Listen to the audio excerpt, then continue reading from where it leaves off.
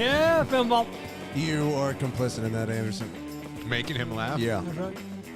You at least were involved in conversation. That's true. I shook my head at something stupid he said, so... Welcome, everyone, to the Film Vault. That's Anderson. I'm Rob Bishbury, host. That's exactly what it was, right? Yep. For today's Top 5. Top Stupid. 5. Creeps. Creeps! Creeps says you. You assigned us this, and you obviously, I'm excited to see what launched this. I don't know what launched it, dude. I'm telling you. It's just... Every now and again, like a meat and potatoes just comes to me. I was sitting at karate with Atticus, watching him flail about. Watching my kid thinking about creeps. And like nothing was creep. I don't know where the fuck it came from. It wasn't like I was looking at a creep or thinking about something. I was just like, creeps just kind of popped into my head. Like it was ordained. Like it came. It's a good one. It's a good Let's do the old creeps. And then Bryan defaulted to no, which he does. And then I don't think that's my bit. He threw out there the gay tropey gays. Tropey gays, which caused me much problems because of my ruby rod. And now we're finally doing creeps. Turns out there's a lot of creeps. So many creeps. I don't know how I would have categorized these differently. Maybe like pre-1990. Yeah, we could have done that. We could have done that. I decided to go fairly esoteric with some of them. I got a couple on my list that have never movies that have never been mentioned. Really? On my, You could have done like young creeps versus old creeps, maybe. Yeah. We could have done like there's a different flavor. Yeah. there's also like the creeps fair. that touch kids. Yeah, I was going to say, yeah. But I feel like we've done that. Haven't we done child predators or something? That sounds familiar. Yeah, I feel like we've done something. At least something along those adjacent. lines. There's also creeps that kill people and rape people. Yeah, right? that's true. And there's also just creeps that are like, they have a penchant for certain things, or they just... Okay, here's the... So where's your threshold? Is George McFly a creep? He could be. He definitely could be. I got Is that a safe? I got 3 actors Save. that have Lifetime Achievement Awards of playing creeps. Really? Yeah. Oh. We'll talk about that in the Also Rans. Look at you. How much crossover? I'm hoping maybe 1. I can see one. I'm hoping none, though. My number 1, he's just so good at being... He's so creepy, this character. And it's a character that gets a lot of play on the show, if you listen closely. He's a character that I have referenced, and he's been on many lists. He's just so fucking great. We'll get there when we get there, but my number 1 is maybe the most played out. The rest are fairly esoteric. Number 1 and number 2 are probably the most recognizable. Oh, wow. But 3... These count as deep pulls for me, I think. Good. Well, one very obvious, and I think 4 lesser known. Yeah, there's a lot of opportunity here to talk about movies that don't get much talked about here on the program. And I'm actually bringing one to the program. My number 5 is my favorite childhood movie by far and away. It's a movie that I've probably seen How far back do your 90 movies go? times. What? How far back do your movies go? 63. I'm going to say no crossover then. Really? Yeah. Why? I have a couple of hipster picks. No, sorry. One hipster pick. So how does 60? So all your movies are from before 1963? No, but the one that I thought would be the most likely to be crossover, what happens well before the 1960s. Oh, I think I know. Decades. I think I know. Decades. Maybe. Oh, Bryan! I just gave Bryan a sign. I was going to say, is it played during the That's right. You might hear it during the Amazon read. Amazon read? Oh, yes, good call. Hailed them out. Okay, all right. Yeah, see, he was on a list of mine, and there's no way he's on a list unless it's something to do with child predatory behavior. Because, you know what I noticed, too, is some of my favorite characters are creeps. I almost did that, too. Like, literal top 5, like, these are some of my favorite characters I've ever seen in a movie. And yeah, I could look at my list. For the most part, they're all characters I dig. And none of mine played for laughs. So I almost went one comedic route, but I was like, no, we're sticking to the creepiness. Yeah. All right. Yeah. All right. Let's do this. That was a lot of sounds. You know, and I thought too a lot. Like there's some like real. Okay. You know what?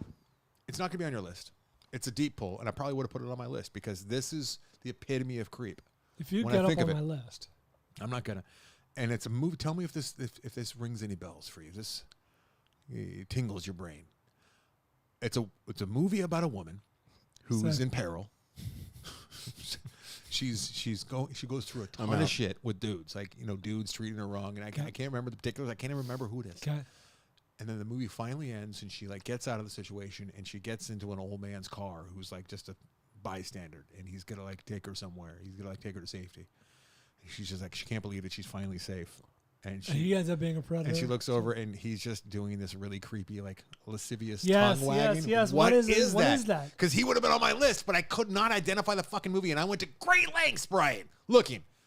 Googling. I went to Dan, listener Dan has put together a. Did you check out that a Film Vault clips list? Yes, that, Yeah, I saw the email come through. it's incredible. Like it's all of our shows we've ever done have been transcribed by computers, obviously, and then you can like put in the search engine like certain phrases, and every time tongue has been ever said, we say tongue in cheek way too much on this program, by the way. Over the last 12 years, it'll show up. Yeah. There's 25 pages of us mentioning the word tongue. Now there's 26 probably. So I was looking for, because I know I talked about it on this here program. And That sounds I exceptionally can't familiar. identify what movie it is, and it's killing me. It's killing me. Yeah, now my brain's feeling itchy. Do you remember that? And then he's like kind of looking over at her and like licking, like he's doing. He's It's kind of really making creepy. like, Yeah. And she's just like, really? Like he's not a threat, but she's just like, are all men just despicable? Fuck, what was it? It wasn't. Somebody's gonna let. Some Promising Young listeners gonna Woman, come was through. it? What's that? Say a listener's going to come through. Was it Promising Young Woman? Yeah, well, listeners definitely gonna come through. Was it? No. Was it?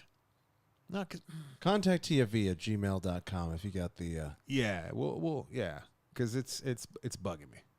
It's bugging me big. I didn't even know how I would find that.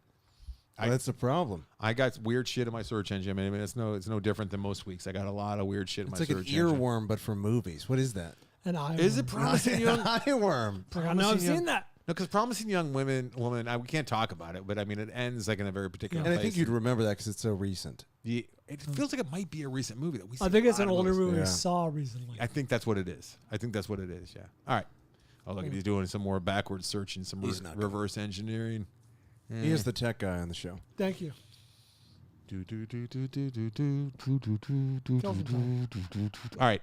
What else we got to talk about here? Creeps? Right here, right now. We got to talk about creeps. Here's the definition that I found for creep. As you'd imagine, there's many definitions as it being a verb, an adjective, noun. But here we go with the one we're going after, which is a strange person who you strongly dislike, which doesn't really work That's it? for movies because there's plenty of characters that are despicable that you dislike. It's just a strange person you strongly dislike? Right. It wasn't the tribe, was it? Think about what what's that? It wasn't the tribe, was it? No, I don't think so. Because horrible things happen to that girl. Yeah. No, I don't think so. But yeah, there's plenty of people I dislike and that I would not want to be in the same room as, like in person. Yeah. But like on movies, like I'll watch them all day, right? I'll watch the movie over and over again because they're predictable and I can turn them Yeah. off if I've had enough. But yeah, so a strange like, but- person who you strongly dislike was Yeah. the one about creeps, and it's kind of an antiquated term. It's like, ew, creep, get away from me, right? But like by that, Charlie, for God's Hans sake. Gruber would be a creep by that definition. A person you He's a strange odd person. and he's killing people. and he's right? strange. Yeah, he's a creep. I mean, he's a bit But of I a mean, creep. by that weird. But I don't think of him He's as a creep. Davenier as well, but I don't think of him as a creep. I feel like it's too broad. well, I mean, this is a pretty broad topic, but we got some fun guys on the list. They're all white and they're all dudes, by the way. Sorry, ladies, and sorry, minorities. Not much representation here. I think they'd be happy not to be White men represented. dominate the category. Tried to keep the mentally challenged off the list as well, Brian. I Didn't want to wanna, punch down. Didn't want to punch down, right? But like Knit Ram is a perfect example of a creep, right? Knit Ram, Brian. Knit Ram. Can't relate. He's lost. Caleb Landry Jones. He was Do I know awesome. one? Huh? What was it? No, we just saw. Yeah, he was a creep for sure. What's that? He's, What's happening I right don't now? know how to say it without giving it away. Can you give me code? If only, The director has if a only you number were in his charge name. of cutting things out. Director has a number in his name. It's a horror movie. Some might say a B horror movie. House of a Thousand Corpses. He's very big Oh, on no. K-Rock. Yeah, I mean he's a creep for sure. Number He's- two. He's a creep for sure. Yeah, but I mean he already came up in Doctors. Yeah. No, number two. I was thinking of. Oh, yeah, he's mentally challenged. Though. Yeah, So, that's like, why, he wouldn't be on my I list. thought he might fit in. That there. is Martin. His name's Martin too. Yeah. Yeah, because Knit Ram is Martin backwards. There you But, go. Nice. but I mean, he's just slimy. He's got the hair. He's just creepy. Caleb. All right, I'm back. Landry Jones knows how to play creepy. Indeed. To quote Mo, why don't you stop telling me what it ain't and start telling me what it am? What's that? Who said that? Who are the creeps? That's Mo Sislak in The Simpsons. It's one of my favorite quotes. Wow. What is the Simpsons you guys keep referring to? You don't seem to have a perspective on this. Mo's a creep, right? Yeah, Mo's a creep. But he's a delightful creep. He is. A lot of delightful creeps out there. All right, let's go. Let's get into this. I might get emotional talking about my number 5. Yeah, these are all white guys. Mm-hmm. Well, what are you going to do? Bryan's Number 1 lost. for me is, I don't know if it was on my most disturbing scenes. It was on something. And it's far and away the number 1 creep. Far and away. There's no, the gap between first and second is tremendous. What are you talking about? My number 1 Oh. is so far and away my number 1. No, we start with 5 though. I realize that. Oh, so I'm he's teasing. in his own stratosphere. I'm is what you're saying stick around. Oh, I see. He defines the category. Yeah. I mean, I feel like my number 1 does as well. However, I broke all my own rules. I mean, a lot of these people do touch kids. A lot of them do kill people. I feel like all of them kill people except for my number 5, which I'll just get it right into, I guess. Going with number 5, Bud Cort as Mueller in Die Laughing. I sent you my list, so you don't have to. okay. I sent it to you, so you don't have to. You can just copy and You can paste do it. that. How kind. Mueller, Bud Cort, Die Laughing. Die Laughing is a movie from 1980, which for the longest time, I and my family, mainly my brother and I, would watch this on a loop at a very, very young age. We called it Pinsky because that's Robbie Benson's character's name. We even had a tropical fish that we named Pinsky. It was a big Wow. part of our family. Does Drew know this? No, I mean, what would he do with that information? You know what I mean? Drew doesn't like that kind of.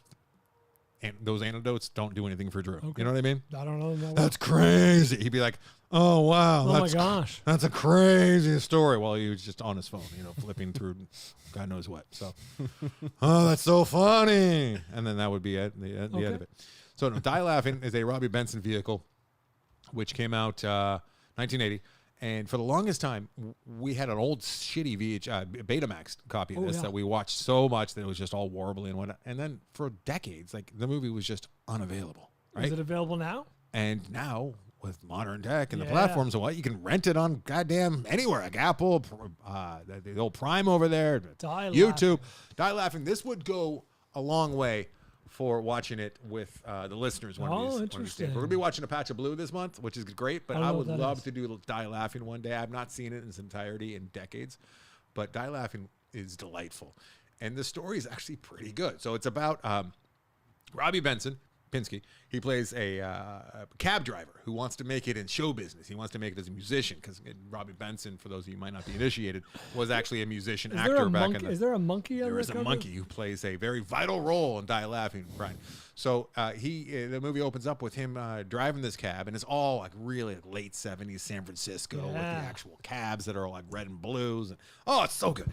And he gets this guy. He's like a professor. He gets into his car with his box, and bad things happen to the professor when Benson Pinsky stops at a red light.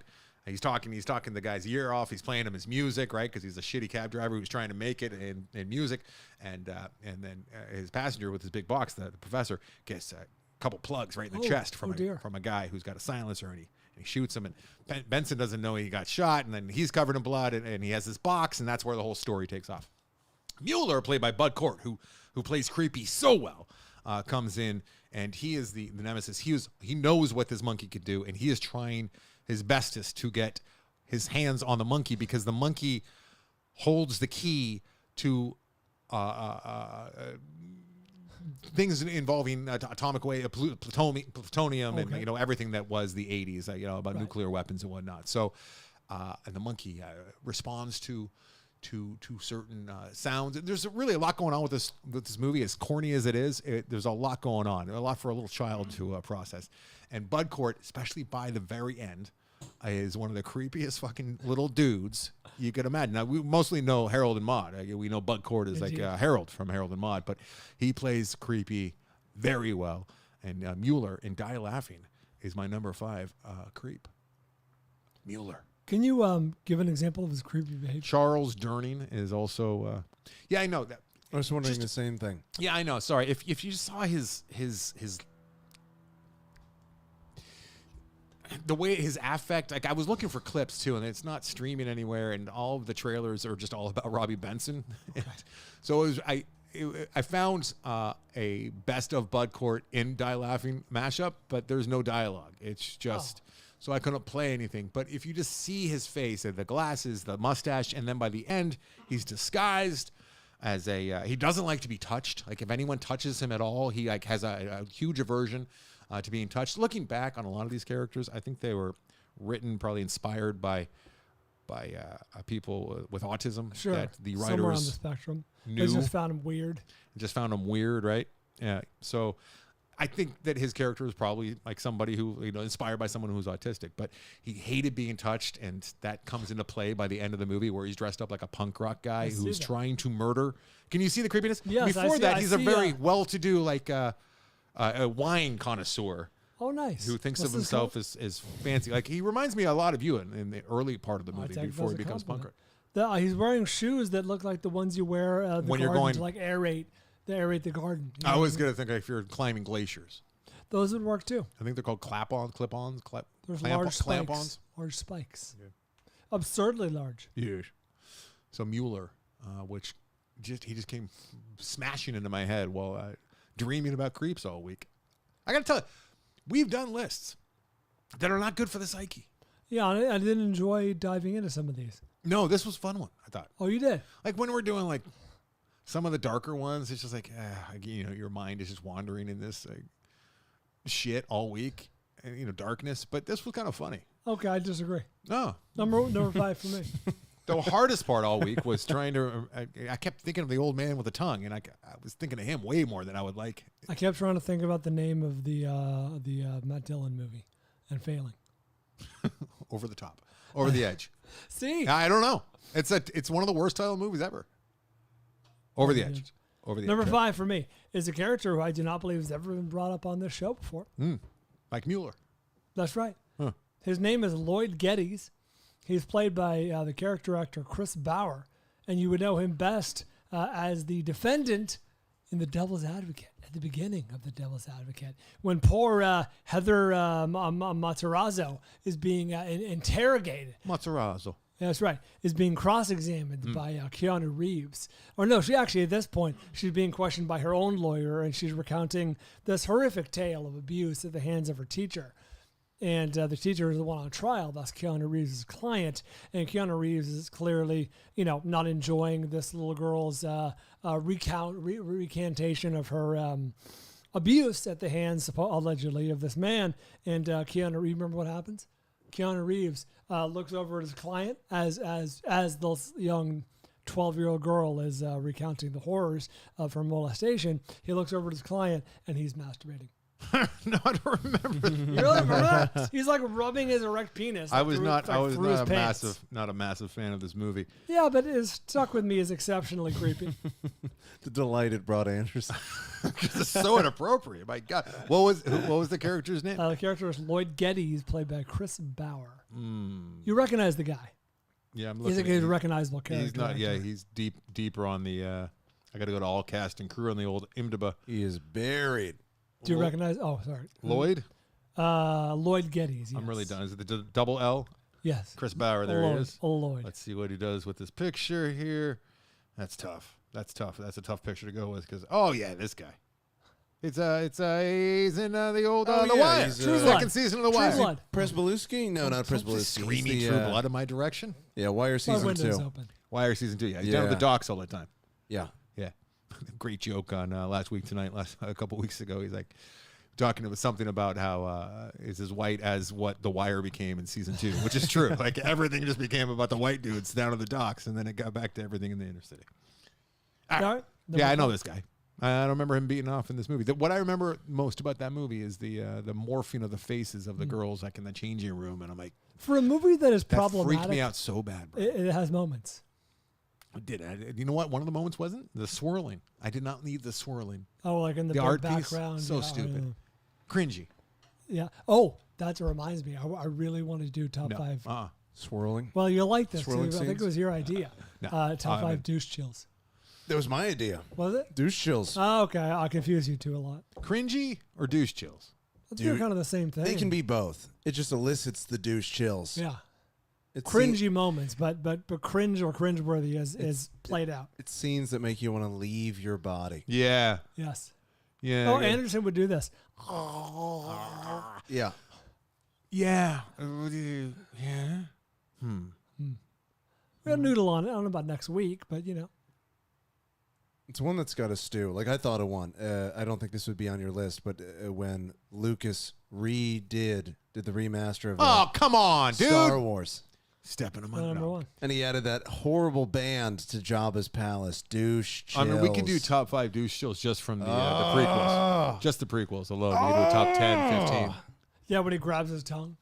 Anything Jar Jar. Now that's pod racing. No, that's great. Oh, that's good. That's great. You know what? I went too far there. I mean, the pod racing scene is fucking phenomenal. It's the best part. It's amazing how good that is. The sound. Yeah, but that line takes you out. It bumps you. It's like, I'm watching a movie. Yeah, dude, the douche chills. The douche chills. All right, yeah, we can do that. Not maybe not right away though. It's got to percolate. The worst, we can do it all like just on when they see the title of the movie. Usually that's douche chills. It's true. Not with the triangle of sadness though. Kind of comes and goes so kinda quick. comes You don't and even goes, realize that. Well, that was the title of the movie. Look at that. Pretty good. I didn't have that reaction. That little triangle of sadness. That might be my favorite part of that entire movie. Really? Triangle of Sadness. Was the male model scene, and it goes on too long, but not long enough somehow. Like I wanted to see that interaction with the documentarian crew and fucking with I feel like he was proxy for the director. He was talking about male models. Yeah, they look at you like they have scorn for you. Like they're looking down on the consumer. Like, how dare you think you could be a part of this brand? If I didn't see that stuff in the trailer, I would have liked it even more. I didn't see that trailer. Oh, it was in the trailer. Oh, I've seen this trailer too. I was going to skip this movie. I'm like, you know what? Too much. I see what's going on in the bathroom there. I don't need to see that. I don't need this. I wonder how this movie would have landed if I didn't see the fucking trailer. Like, they just hammered through all the stuff that you had. A lot of liquid poop. How much why you you see don't that watch. the triangle? How much the trailer? Have you seen the trailer? Nothing. I avoid them like the plague. If it's not on a billboard, I'm not aware of it. Such a fine line. It's so hard because you kind of have to see trailers for I'm this. insane. I literally look down at So my did lap. I, but I'm not doing it lately. You have to. I'm gonna go back to It's it. a protest. You You got to. I feel like I'm more informed if I watch the trailer. You know where it's fucking me up was year in year out with the fall preview. If I wasn't watching the trailers, I was making wrong choices. A lot of time you're on paper, this is even with the people involved. Yeah. Like Amsterdam, I watched the trailer of you that. gotta I'm see a few minutes so to be like, oh, I see what this is. yeah. I wish there was a. See, I went the other way. I went too hard with trailers. You know what I mean? Like if a trailer was really sexy and kinetic energy, yeah, it looks fucking rad. I need to do my due diligence. Well, yeah, I can say I'm such a sucker for trailers that pretty much 90% of trailers that I see, and I'm not exaggerating.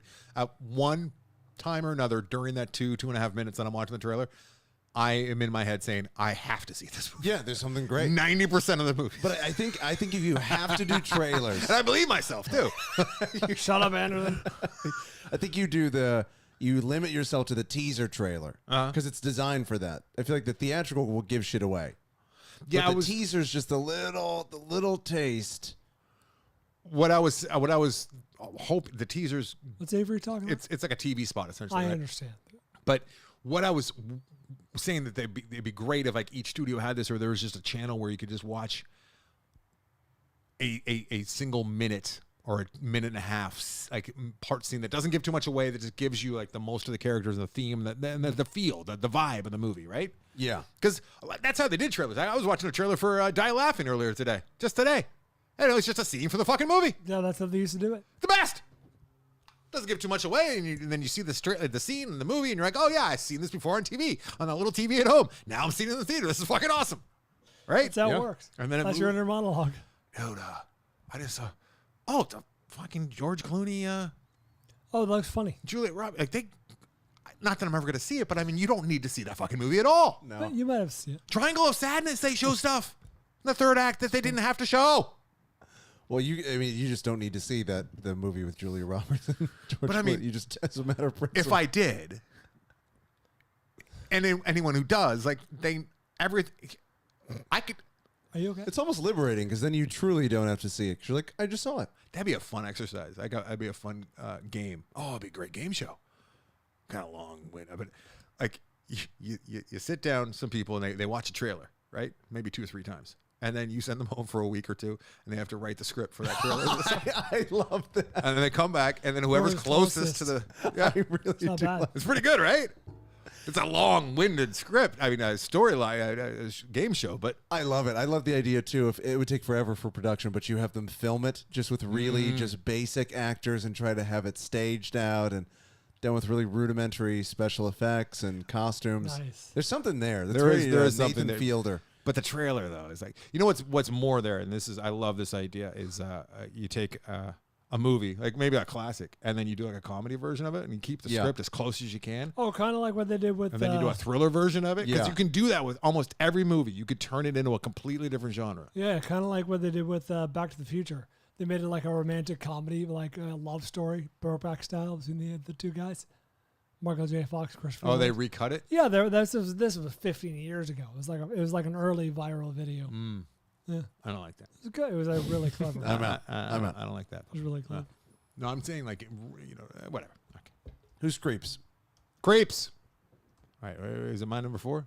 Wait. Yeah, I think it's This your is number 4. easy. I mean, I don't even have to set this one up or like tear it down or knock it out of the park because it's just Ed Wilson.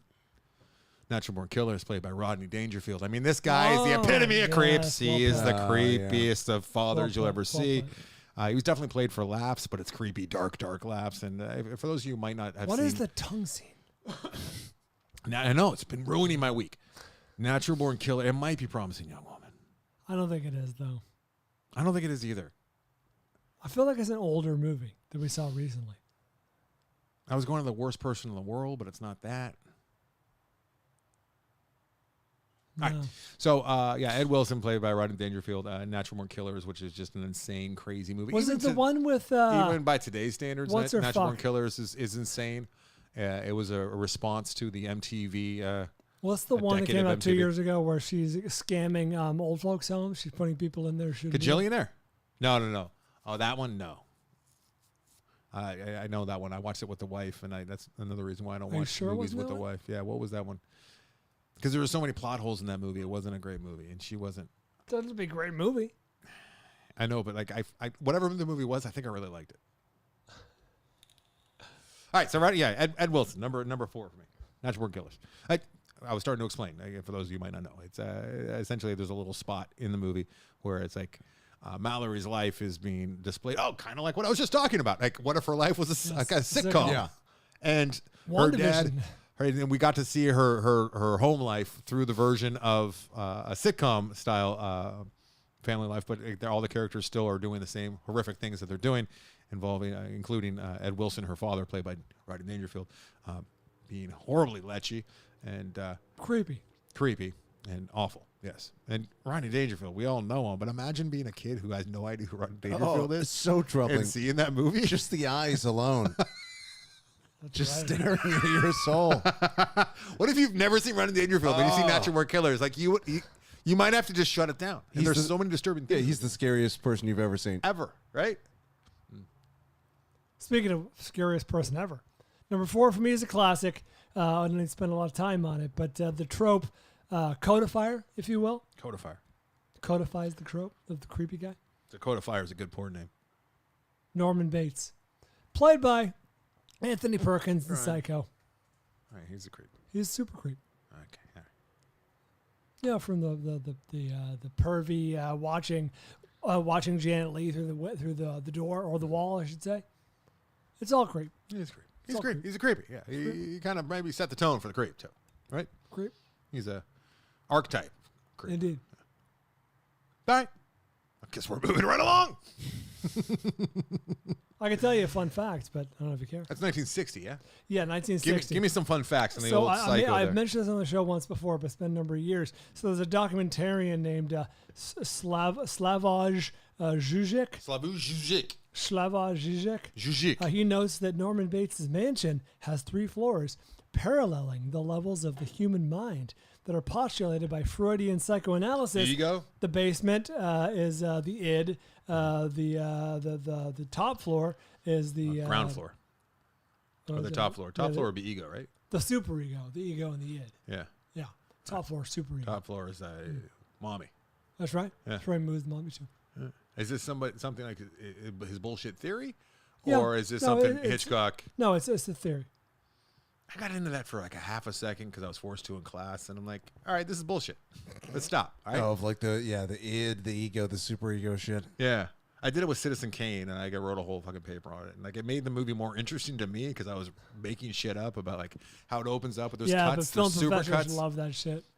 They loved it. They ate up like I got like very high marks on this. So it was, like, there's cuts in Citizen Kane where it's kind of slowly going towards his mansion, and then it would like do like a jump cut and get a little closer there. And I was suggesting that's different point. It lines up with the amount of points of view that we see him from, or maybe. It's been so long, but It doesn't matter. Just bullshit your way yeah. through it. And they're like, "This is fucking great." I think I got an A in a paper for doing the same thing for the movie. Wow, people here. Exotica. Remember that one? Adam McGuinn, Yeah. love it. Yeah. Yeah. It was big at the time. I don't know if it was ever big. It was big in filmy circles. Film school. You know what's big? You and I. That's why we take breaks. Oh, Huh? break. Film vault's big. Let's take a big break. Break. Come back after this.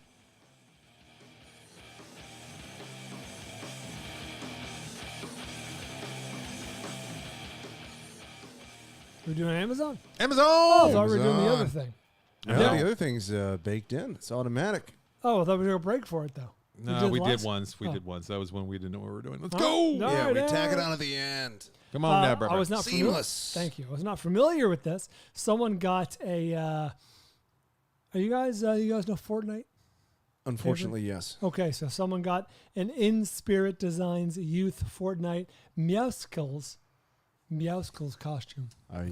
It is a I don't know. feline looking costume. Are you dealing with this where it's not fair, really? Because like Atticus loves Fortnite and he has Okay. no idea what it is. That's how they fucking get you. They get it's just built in, and they know that. So You mean Fortnite specifically or things? Fortnite, Pokemon was like Yeah. But at least that's made for him. Fortnite is like, I feel like you at least got to be double digits before you're. I think so, yeah. But he's all trying to get So- into it, trying to Yeah. be about Tess it. has experienced both ends of the spectrum. Number one, Ghostbusters. She was like all about the idea of Ghostbusters. Didn't much care for the films. Yeah. However, all of her classmates now are into Pokemon. Mm-hmm. She can give a shit. Like last night, we're doing Art Hub for Kids on YouTube, and like she's like, "Nah, Pokemon, that's dumb." Just scrolling her past. Yeah. That is offensive. Give her time. If she gets one that's like worth a couple bucks or something, and she realizes what's up, it's like a whole economy. I That's don't. the I don't thing. doubt it. I'm just happy we're staving off the inevitable. Other things purchased on the Amazon banner. This is up, Anderson and Bryan. Are we allowed to say, Anderson, who bought the LG 77-inch OLED EVO C2 Series 4K? You know, I think you would smart TV? appreciate that. I'm not even entirely sure what you just described. Giovanni, our own Giovanni. Gio. Tap the banner loyally, lovingly, and let us know, hey, I bought a 77-inch TV that cost $2,500. I mean, that's not all he let us know. He let us know a lot of other stuff Indeed. about other things. And, But that's on the list. Used a lot of very colorful adjectives and descriptors. Every for frame things. of Marvel he'll be seeing on that. He gets very, very. 77. You think I'm filled with vitriol, and this guy, like, I don't know if he spends a lot of time with the emails, putting together the vitriol and the anger and what he hopes happens to his enemies. Like he wants like really horrific things to happen to them and their families. He's Like, like an Old Testament god. he kind of is. Like he could rewrite the vengeful. Testament. Yeah. very vengeful. Yeah. And Someone he got a feels like everyone's out to get him. someone got two Samsung SSDs, 2 terabytes each. Thank you, Adrian. Unit pack power e-bike battery, Brother high yield black toner cartridges, Viper steel DDR4, eight count 'em 8 Xylus handheld rotary cheese grater. Those are the ones, you ever go to the nice restaurants where they got the cheese, the Parmesan block in the thing, and they're going like this on top of your salad or I don't whatever like it is? No, that's the good stuff No. right there. I mean, you gotta Blue. like Parmesan to say that, though, right? That's right. Parmesan. You if don't you like Parmesan? If you don't like, I don't know Parmesan. Parmesan. Basil and Parmesan. Star Blue, Maskov, Cassegrain telescope, Cheesy. Carhartt men's rain defender hooded sweatshirt, and a Carhartt loose fit heavyweight long sleeve logo t-shirt. Timex Falcon Eye quart watch, Magnum Plus tire balancing beads, Magift 6-pack solar post lights, Apple AirPods,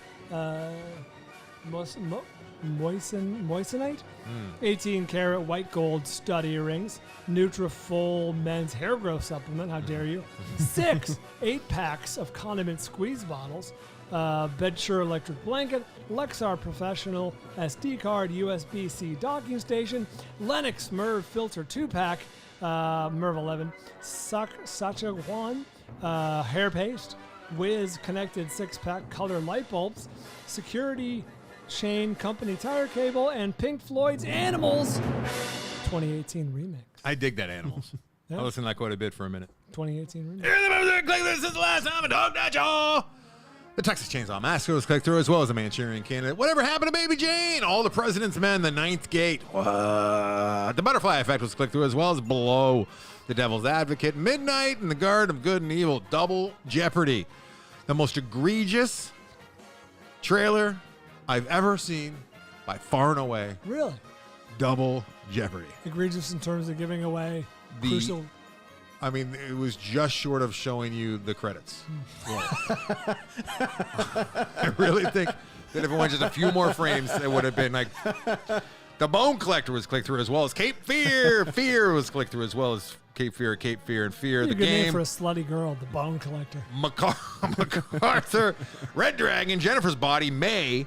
Remember May? May still gets pushed my way. Never seen that May. Savages. Oh, no. Someone did Savages out. Unrated, though. I've heard that there's a cut of Savages that actually works. If you recall, Savages did not work for you or I. We didn't love it. But there is a cut out there of Savages. I'm allowing it. No, it works that I did see. The Counselor. The Counselor? You'll take The Counselor?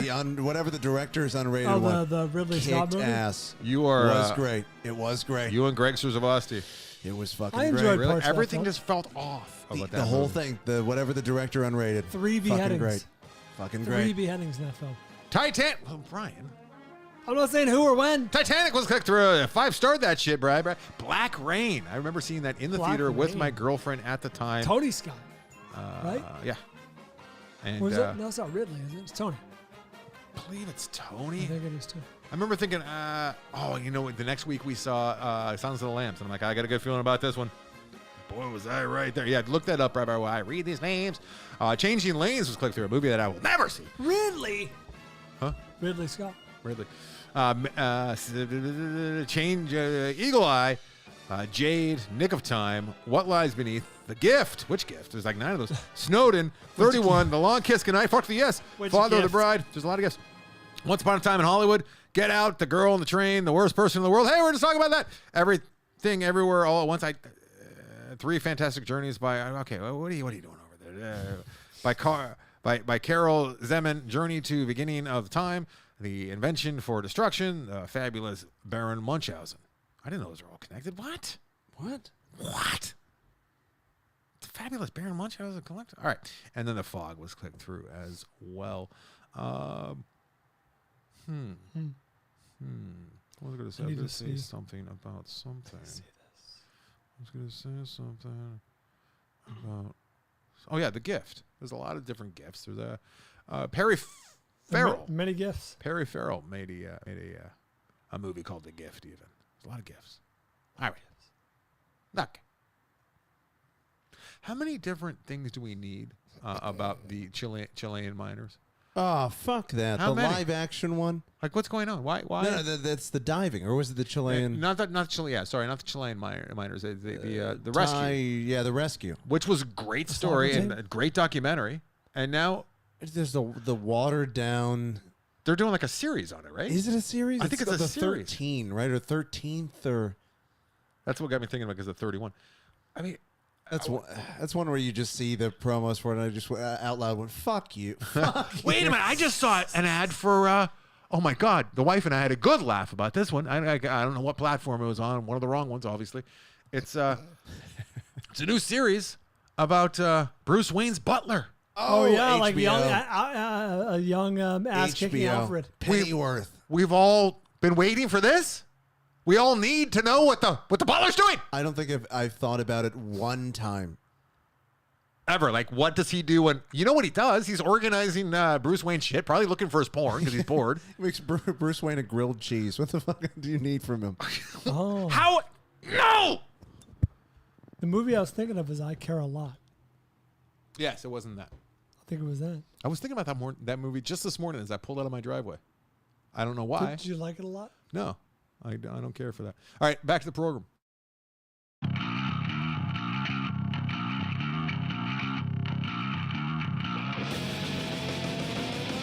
Is this the most all over the place show we've ever done?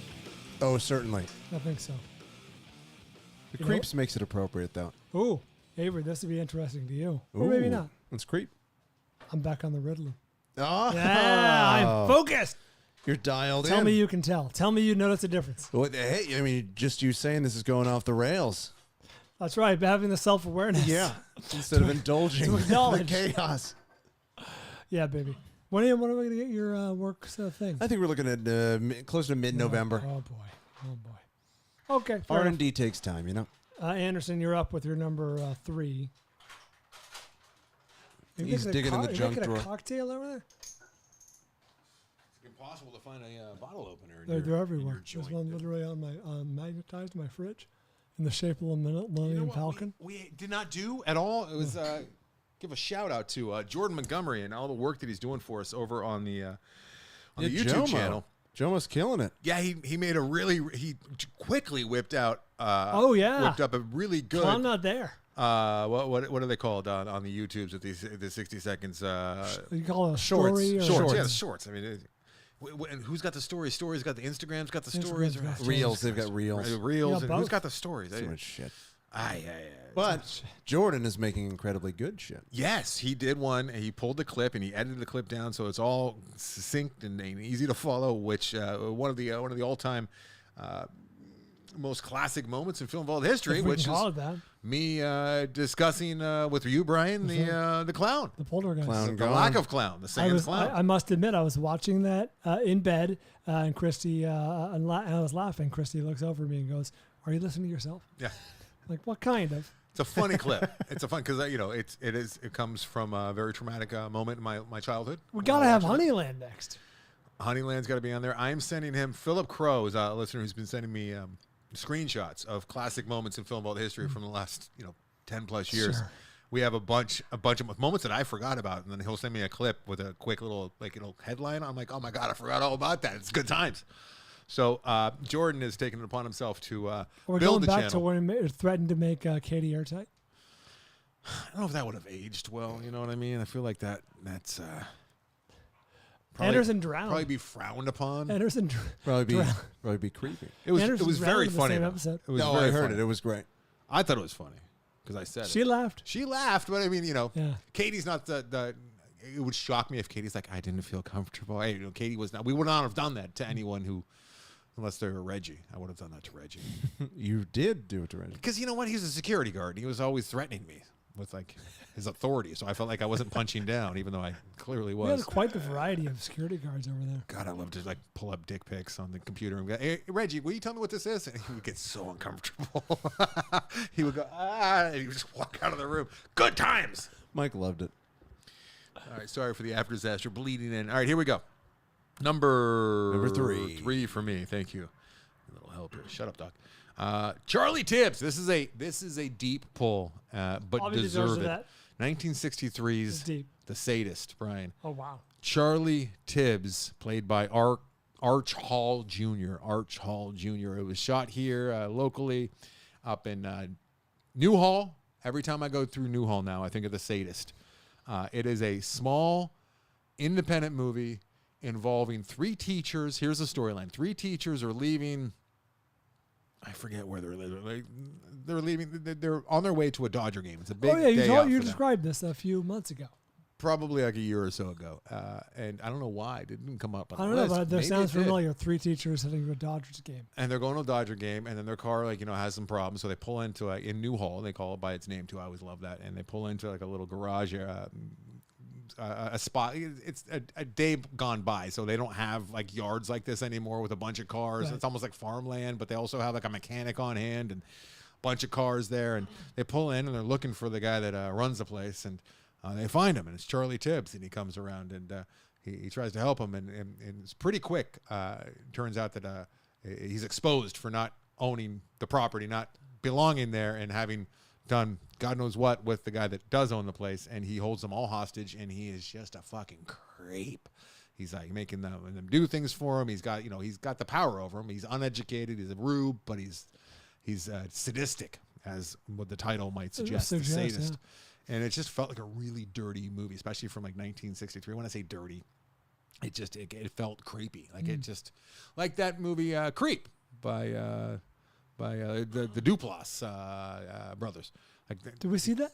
I think I did back in the day. It didn't really stick, but I mean that was like a modern day-ish version of the sadist. Just feels down and dirty and creepy and kind of great. Like it sticks with you.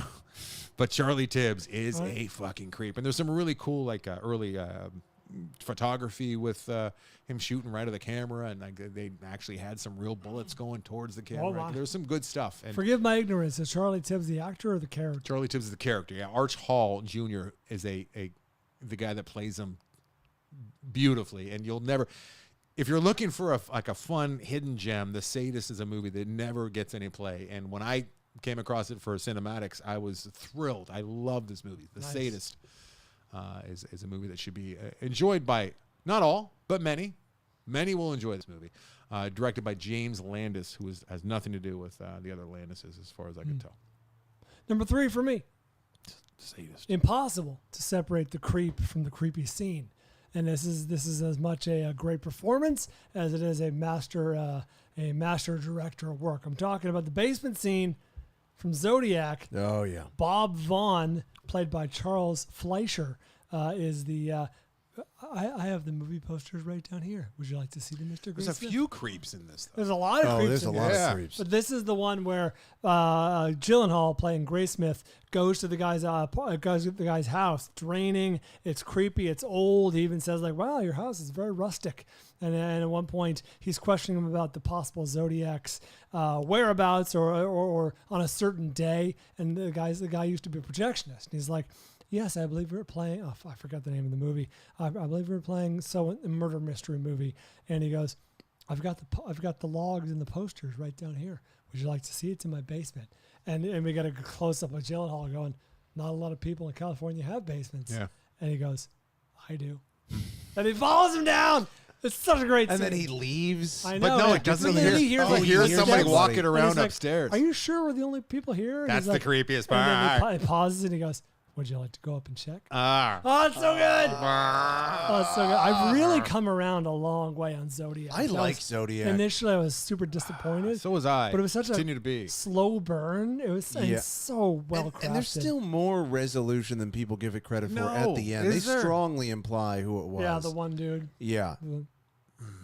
Yeah, I remember. I've seen it a bunch. I've seen it probably 4 or 5 times. I love it. I thought you were going with John Carroll Lynch, who is very creepy in that. Yes. In that. There's a lot of creeps in this movie. I remember he has that line where he's like, "I'm not the Zodiac killer, but I wouldn't tell you if I was." Something along those lines. Oh, is he the blue collar guy they meet in the factory? The bald guy? Yeah. Yeah. Ah, he's a character actor. Like, we've seen him plenty. In fact, he Yeah. directed that movie Lucky with Harry Dean Stanton, Oh. which was not well directed. But he's in The Founder. He's like one of the... He's the husband. Isn't he the husband? he's the original McDonald's guy that gets his shit stolen. Is he the husband in Fargo? The one who's always in bed eating? Yep. Yep. Yeah, he's great. He is great. But my choice creepy is as Charles fuck. Fleischer as Bob Vaughn. I do. I would love the time to be able to so go back and watch this, because I bet I would love it, and I probably appreciate it even more. Yeah, it's. I think it's aged well. I didn't experience Zodiac, so it's not a big. I know it through like movies and through, Yeah. you know. I think I'd probably attach to it more if like I had any kind of grounding with. I mean, I know the Mansons and Strangler, Boston Black Dahlia. Like I know all these. Zodiac, I don't really know, and the fact that they don't know who it was, it's just frustrating, right? It's like there's not a story. They did there. find him. Oh, they did. No, Yeah. never definitively. There's a lot of strong Not evidence. in the movie, but I thought they No. even It's still. I still thought recently technically they still. unsolved. Interesting. The bound There was torture kill guy, BTK. They got him recently. There was an article that came out recently. Oh, and they retracted it? No. They strongly implied it was this guy. It was and a cop, right? There's a lot of evidence. No, that's BTK, I think. I could have sworn. No, he was kind of like a paramilitary And guy. BTK is no, that's the ears. Anyway, It's neither here nor there, but I was really into serial killers when I was younger. I've tried to back off of that. still waiting for a decent Charles Manson movie. There is one. It's Once Upon a Time called Once Upon a Time in Hollywood. is a minor character at best. I don't need it. I mean, I feel like you kind of. I heard Bill talking, Mr. Burr talking about it. You know, he doesn't break down movies very often, but he nailed it with Once Upon a Time in Hollywood. How Tarantino just kind of took those shitheads and showed them as being just lazy ass druggy shitheads instead of like any kind of mystifying. Yeah, I get you. So I don't know if we need to go back to that well anymore. Let's just let That's it fair. die. Try to turn the corner. Fuck him. Fuck him. Number 2 for you. I don't know why this became a jock. Number 2 for me is a man that we can all agree is very creepy. Well, let's hear it. The actor's name is David Patrick Kelly. But which creepy role am I talking about here, Brian? Am I talking about Dreamscape? Oh, he's creepy in Dreamscape, especially when he becomes Snake Man. Am I talking about him in 48 hours? 48 hours, where he's like, I'm busy, which he doesn't say quite with that much of I gusto. prefer your reading. No, I'm talking about him as Luther. I saw who did it. It was the Warriors.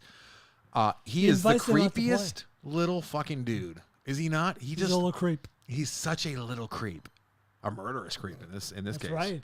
But Luther, played by David Patrick Kelly in The Warriors, 1979's The Warriors, is just he embodies creepy.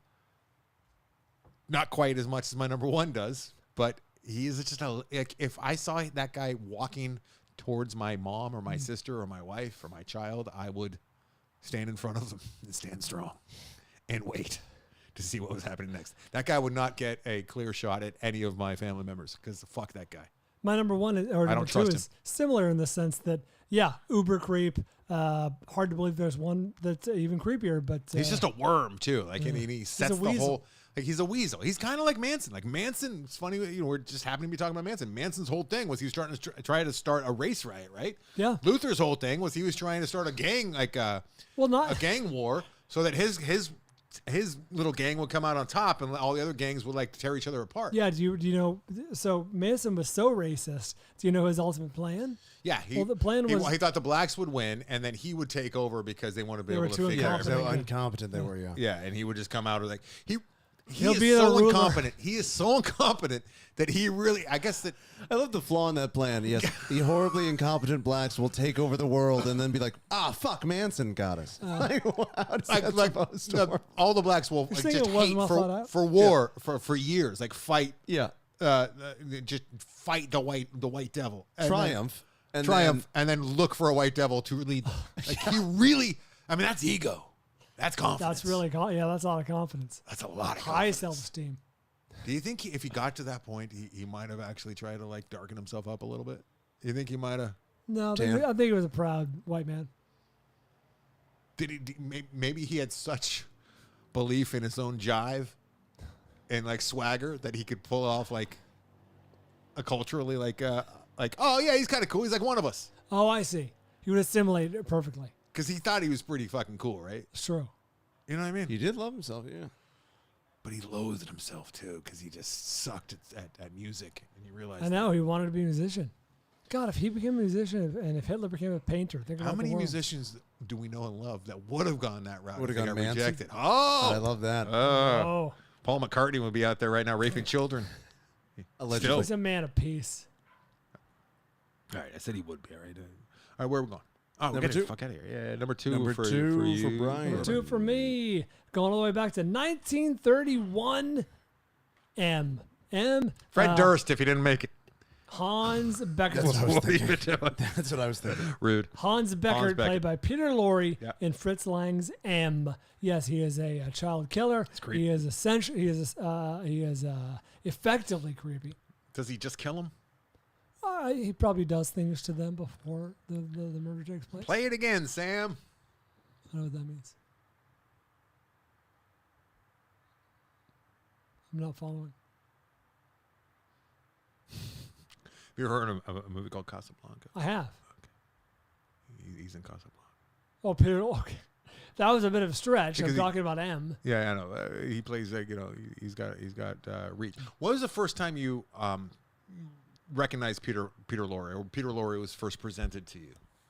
I was like probably a lot of young people at the time was more aware of the idea of Peter Lorre. From you know what? I mean? From like Bugs Bunny. Exactly. Yeah. It's so weird. Well, didn't he have like I'm trying to eat my lunch. Yes, and he had his big bulging eyes. Big bulging eyes. I thought he was just a random character, and then I started learning about Peter Lorre movies and watching them and liking, appreciating his performances. I'm like, wait a minute, that's the fucking cartoon guy from Bugs Bunny.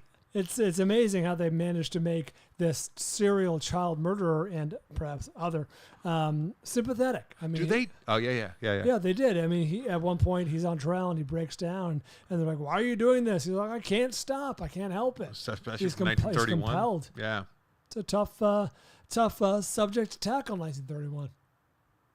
It's crazy to think that they had that problem then too, but no one talked about it. It was swept under the rug. But here's this movie about it, and it's a movie that's very is even keeled a good way to describe like. I think it presents him as a sympathetic character, even though he's horrific and does horrific things. You can't do that today, which is funny. Like I don't think you can make a movie about a child murderer, rapist, and make them at all sympathetic without getting completely lambasted, right? Like I think that you would just be like ruined. A challenge. I feel like you'd be ruined. Now, people have, and I can't say the name of the movie because it's a reveal by the time that it's over that they're school shooters. But people have made movies where they make school shooters sympathetic, Right? And it's very effective. But if you know, Blue Ruin, or no, it was Blue Caprice. Sorry, I never saw it.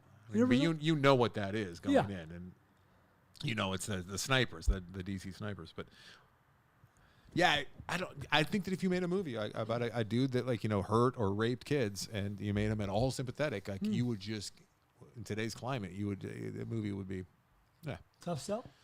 a very tough sell. But I think back then they were still trying to figure it out, figure things out. And, Yeah, the Wild West of cinema. a lot of people probably saw this movie and they're like, that happens. Maybe Oh, I'm wrong, their I don't eyes know. were opened. All right. Number 2. I was gonna- Number 1 for you. Yeah, number 1 for me. Sorry, I jumped all over yours because I'm sorry. I do this thing that's not fair. Like because I love that movie so much and I brought it up so many times. I feel like everyone knows it, and that's just not the case. So I should not be stepping all over one of my favorite movies. I fucking love M. Everyone should see it. 1931. It's fantastic. Love it. It's fantastic.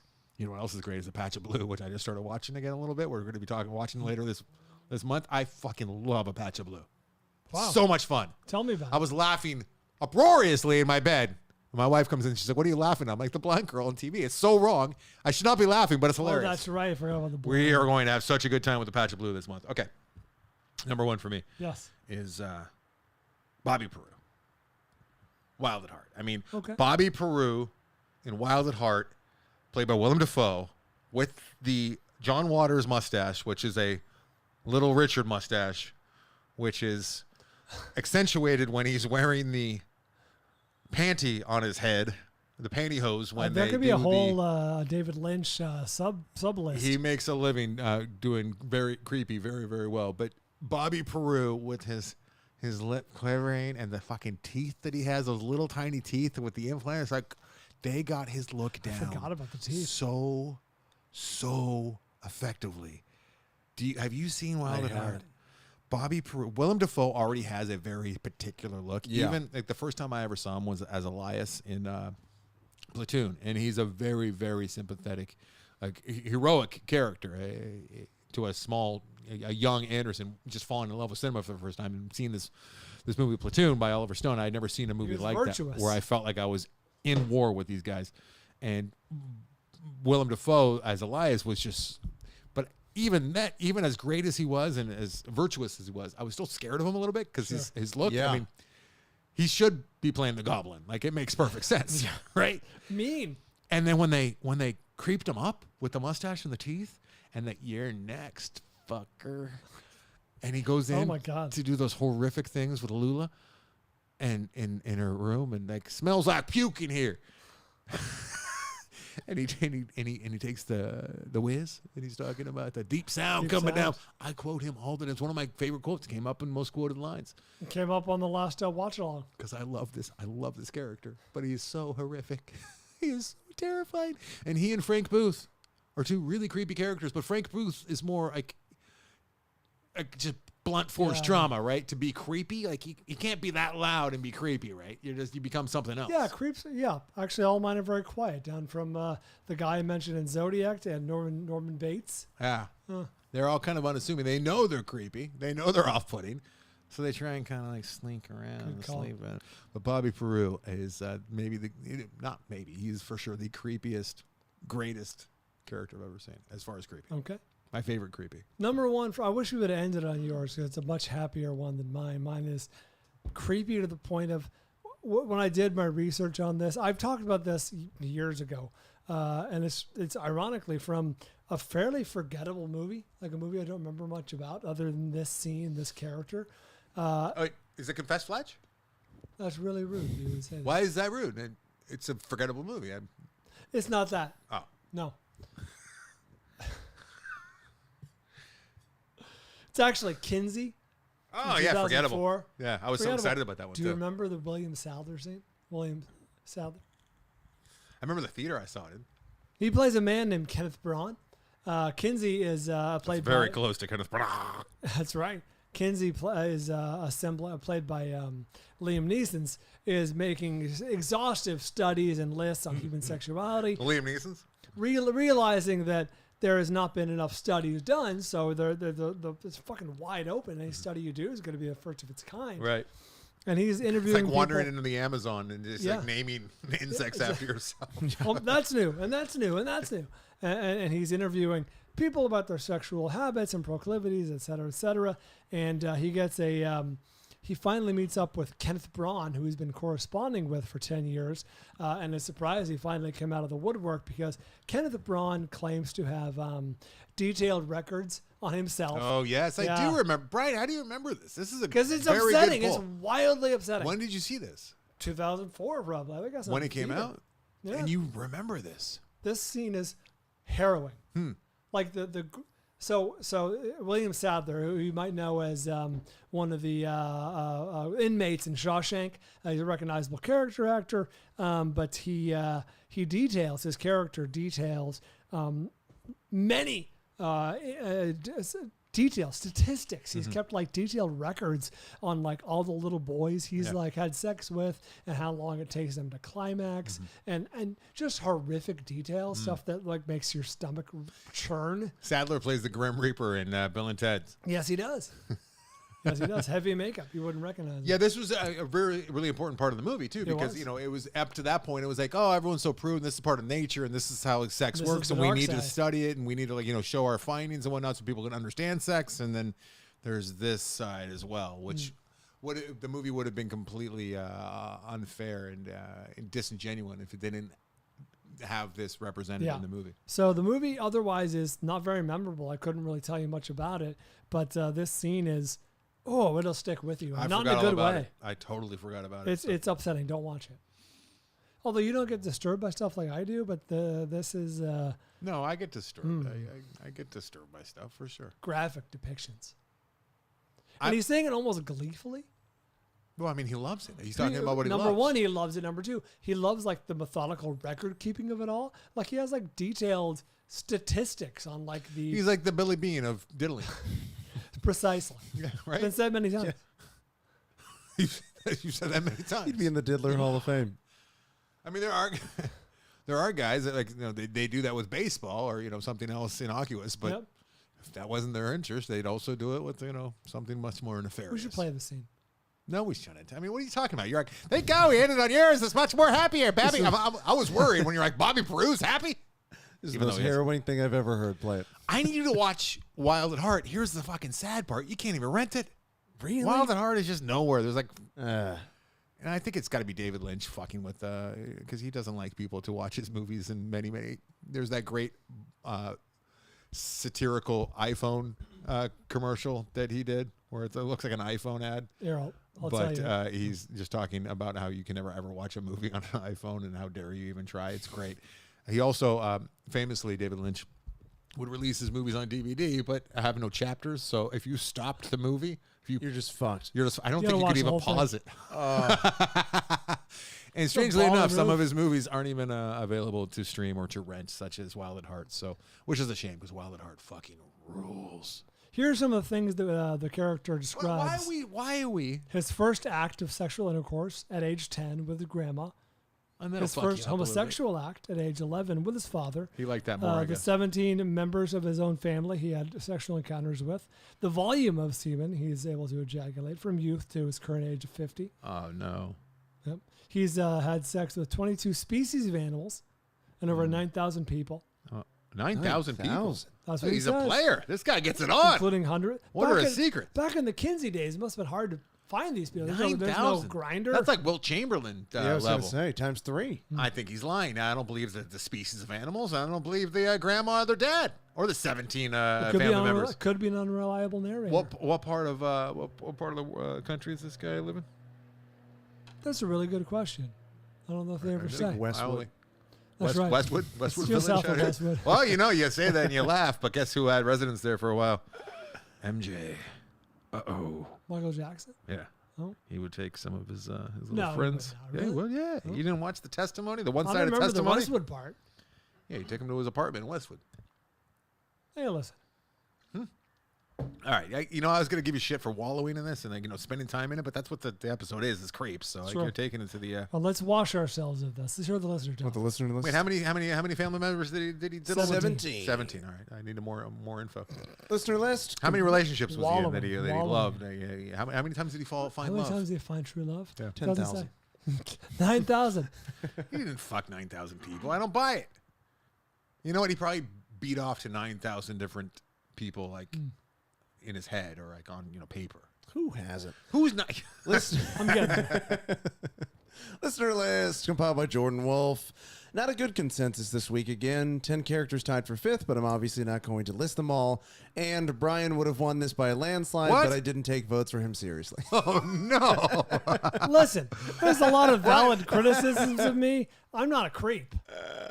I think it was just. Don't look at me like that. I've never thought of you as a creep before. I'm not a but creep. I'm trying to figure out what the people see. Maybe they know you mainly Anderson's through the far list. creepier. Creepier how? Like I'll go like over lines and my right. boundaries That's right. are blurred That's right. very often. Yeah, you just said it. You made a dick trap movie? Yeah, I got some of this. Yeah, Number 5 for the listeners got is some creepy track record. Sorry, Kevin, and we need to talk about Kevin. he is creepy as fuck, and he's on my also ends for sure. Number 4, Buffalo Bill and Silence of the Lambs. Creepy as fuck. Misunderstood. Number 3 is the Jesus in Big Lebowski. Very, Never very. thought of him as creepy. When he touches kids. He's Does a look- pederast. does look- He's the epitome of creep. He licks his ball. Number 2 is Red Bar in Breakdown. I don't know what any of it I is. have What no just idea. happened? I don't know Wait, what it wait! Oh shit, that's a great one. Breakdown with the What a sorry. turnaround. Yeah, What a it's with Kurt Russell. Breakdown, bro. Oh, yeah, the trucking movie? yes, breakdown. And number That's a 1. great pull, guys. Great fucking pull for number 2. Number 2. Son of a bitch, is JT Wall? Oh, you sons of bitches! You trumped me. My window's open. You trumped me. JT Walsh, we lost you too early, too soon. He should still be playing creep. So fucking great, JT Walsh, and he was great as Red Bar and Breakdown. Fuck. Listeners That's gotcha. how you know it's a good one. That is a It's great furious. one. You guys are good. And for 10.8% of the overall, 26.7% of the top 5 is, of course, Ronnie in Little Children. Yeah, Ronnie's fucking fantastic. He just comes up on this list too often. As you'll see, I'm shocked. And Jordan's first thought was Stanley Tucci in The Lovely Bones. He is very creepy. Very, very creepy. Bryan, I'm shocked that the cook at the camp wasn't on your list because he loves Baldies. Oh, yeah. No, He's a creep. that one gets a little too much run, too. Yeah. All right, what do you got? Also ran too. The one that I alluded to, the comedic one, is so close, but I had to go off the list. The brother from Wedding Crashers. Remember, he played Tommy Sticks. He ties up, or he fucking tries to assault Vince Vaughn in the middle of the night. Oh, yeah, I do. Funny, but no, you just missed the list. Rupert Pupkin is a good one. Rupert Pupkin. You've seen King of Comedy, right? Believe it or not, I've not. It's one of the few Scorsese films I haven't seen. Also, Bombshell. Roger Ailes is very creepy in that. Scotty from Boogie Nights is exceptionally creepy. You did break the headphones. I know I did. Good job. I got rage. You haven't seen the king of fucking comedy, Brian? You're out there watching Confess Fletch? Is King of Comedy funny? Yes, there's very, very funny, uncomfortable fucking Brian. And this is why you need to go onto the YouTube channel. I keep forgetting that we have these goddamn cameras. Weirdly enough, you can rent it on Apple TV only for $3.99. Okay. Weirdly enough. Go ahead, Brian. It's a PG movie. Are you ready to gamble? I'm out. Wait, some more also runs real quick. Evil Ed, Fright Night. Very, very creepy. I haven't seen the remake, so Lifetime Achievement Awards. Yes, please. The Jesus on my list, of course. Percy and Green Mile, very creepy little fucker. Paul Dano, I mean, he could almost make it on the Lifetime Achievement Award, but he's still young. I have Paul Dano from Prisoners. Yeah, but he's mentally challenged. I feel like saying Paul Dano from what Still movie creepy. kind of gives shit away. Go for it. Lifetime Achievement Awards Batman? goes to Vincent Gallo. Yeah, nice. Vincent Gallo, I almost had him on my list for Buffalo 66. It just gets too much play, but he's a creep all the way through Buffalo 66. Have you talked about Buffalo 66? I've talked about it, but he is a creep. And you know what? I had some shame when I was doing this list. I'm like, you know what? Vincent Gallo and Buffalo 66 as Billy. Oh my God. Might be troubling because I have a framed poster of him in my garage that I look at all the time because I spend a lot of time in the garage working. And I'm like, maybe my number one creep is framed in my immediate view all day. That's a problem. But Crispin Glover, Lifetime Achievement Award for playing creeps, from Jingle Dale to a Willard. He knows how to play a creep. And then I love him, but Steve Buscemi knows how to play a creep. Especially in Con Air. Con Air is definitely a creep. Peak creep. And he kind of got pigeonholed because he's got a unique look, and I don't know if that's really fair, but those are all guys. All right. For me, I mentioned The Brethren, Wedding Crashers, Roger Ailes, and Bombshell. Scotty from Boogie Nights. Paul Dano, we mentioned. Nightcrawler, Foxcatcher, both creepy. Creepy dudes. What do we have here? Oh, the recent movie Men. Creeps. And, But which one? You know what I mean? I know, all the iterations. All the iterations. And then we could, if we wanted to do this again, we could do documentaries. Yeah, you know what? I had a couple documentaries that deserve to be on there that weren't all about touching kids either, because that's there's all sorts of documentaries about that with the But it's Billy Brown, by the way. But yeah, I think we could do an entire. Yeah, we could. Okay. All right, let's gamble and wrap it up. Gambling. Last week we gambled on Amsterdam. Anderson guessed 45. Bryan guessed 52 with 180 reviews. The actual Rotten Tomatoes score for Amsterdam is 34. Yes. Making Anderson the winner. Oh, shit. It's my bit, buddy. My bit. All right. 2 movies that I've seen. I was kind of excited You're because only allowed to assign one. I got to catch up this week because there's like movies are mounting that have come out somewhat recently that I have not seen that I know I have to see by the end of the year, and it was bugging me. I was getting a little bit. So I watched a couple of them. One, now, and I'm not being a dick here, one you would enjoy more, but the other one I would enjoy more talking to you about. Okay? And I think you'll get a lot out of it because you are in a relationship, you're married, I am. you have a kid. All those things. All those things. So I think that you'll be able to relate to this one very well, and that's Speak No Evil. You and I are going to be talking Speak No Evil this time next week. Is that the Richard Pryor It is Gene not. Wilder film? It is not that movie. It's a different one, 2022, and talk about uncomfortable. This is a this year movie. Yeah, and it's got horror, and we'll talk about it. We'll talk about its problems. We'll talk about where it excels. We'll talk. This movie works on many levels, and there's so much. There's a lot of vowels in these people's names. So fun to watch. Reading this film. It's about a Danish family and a Dutch family that meet while on vacation in Tuscany. Those aren't the same things. No. Danish people are from Denmark, and Dutch people are from Holland. I'm joking. I think you're I'm not. feigning ignorance. I think that's what you do when you actually are ignorant, instead of just rolling with things. Like, you know what? I don't know everything. You know what? Educate me. The Danes and the Dutch. Yeah. Okay. Speaking of evil. Brian, your retort should be like, "Hey, they're the whitest people on earth. I know all about them." I mean, that should be your reasonable retort. Oh, no, I know all about them. They're exceptionally white. Speaking of evil, it's a good time. It's a good time until it's not. I'm excited. Yeah, it's good. All right, we'll be talking about that. Oh, I don't think I have. Do I have any of the services this is on? Oh, look at this! I've never seen this on IMDb. I'm on Speak No Evil right now, and it for the trailer it says this video is not intended for all audiences. Enter birth date to view age restricted video. Interesting. You may have to do a backup because it's only streaming on AMC and Shudder. Yeah. I don't have either one of those. No, you can get like a 7-day trial, like a I may have normal already person, used it. or you can just rent it. No, I can't. That's the thing. It's only available exclusively on the streaming platforms. Guess you're gonna have to stream it. What's the other movie? The other movie was Emily the Criminal, which you would enjoy more, but will not be watching because I'm not assigning that to you. All right. Okay. All right, let's go. Let's go. Let's go. Emily the Criminal it is. This week we gamble on Halloween Ends. Oh, come on now. Come on now. Really? Is that all we got? That's all we got. Joseph Gordon-Green continuing to... no, David Gordon-Green. God damn it, I fucked up. Joseph Gordon-Levitt? Joseph Gordon-Levitt, yeah. David Gordon-Green. Halloween Ends. Let me look it up on Rotten Tomatoes real quick. It's probably not a good idea. I was going to talk shit about David Gordon-Green, and he's a talent, and he's been wrapped up with these Halloween movies for the last few years. But I mean, I haven't seen them, so I can't talk to them. I've seen the score, so I'm feeling good about this.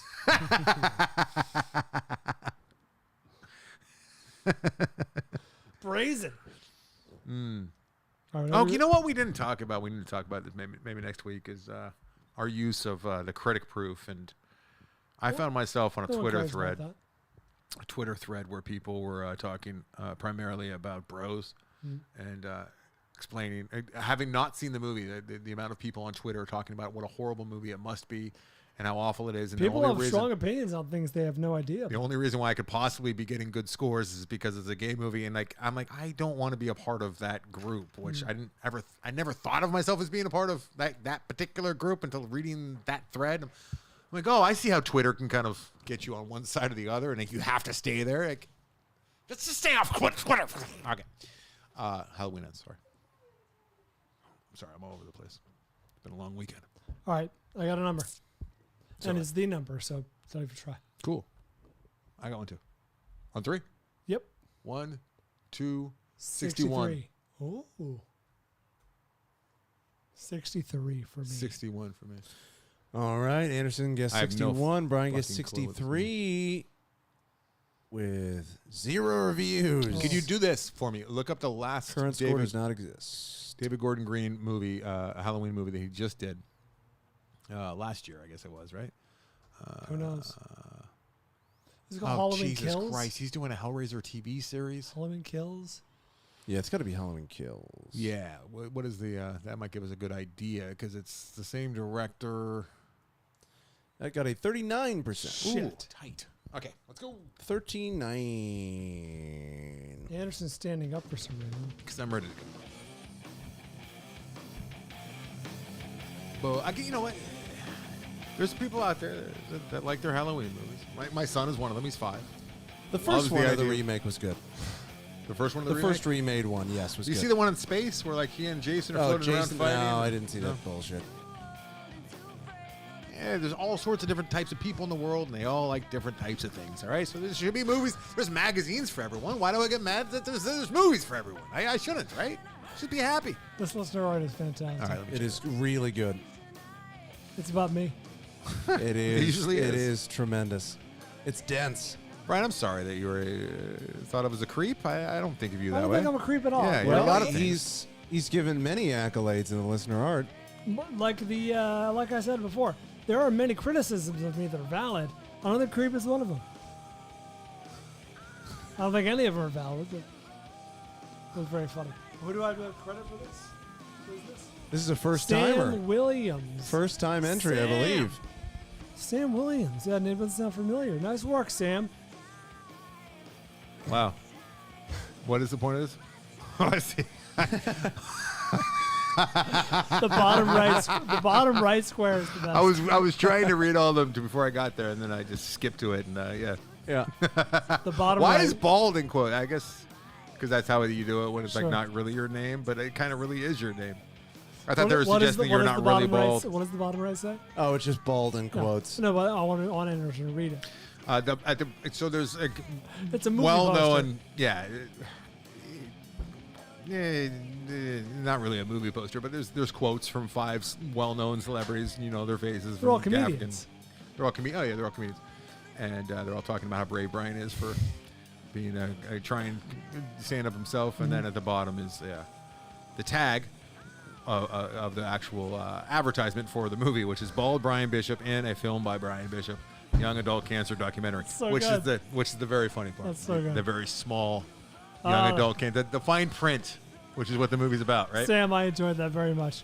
Also, fuck yourself. Fist Fight in the Parking Lot is our featured artist this week. They're over at AndersonandBryan.com. If you want to know more about them. Lots of good stuff over at Patreon, including spoilers on Triangle of Sadness. Triangle of Sadness. Spoiler. The Amazon banners over there, Anderson, right? I'm sorry, I'm still reading the quotes. So they're very good. I just read Chris Rock's quote about you. Very good stuff. The Amazon banner, feel free to tap that. Mm-hmm. Instagram, Anderson and Bryan. Facebook, Twitter, The Film Vault. Thanks especially to Giovanni, Jordan Wolf, Jordan Montgomery, Mitch Burns, and Mike Cole for keeping the gambling records. We appreciate all you guys. Invade the Decade is Avery's podcast. He'll be out of the country, so feel free to stop by his apartment. Mm-hmm. And until next time. I got a big gap in my teeth, and I gotta get that. It just happened right before we started shooting video. A gap in your teeth just happened? No, like right before we started doing video on a regular basis, and it's on this side, so I smile every now and again. I'm like, oh fuck! That's your I have good a side. giant pirate. That's your good side. Wait up for Van Gogh!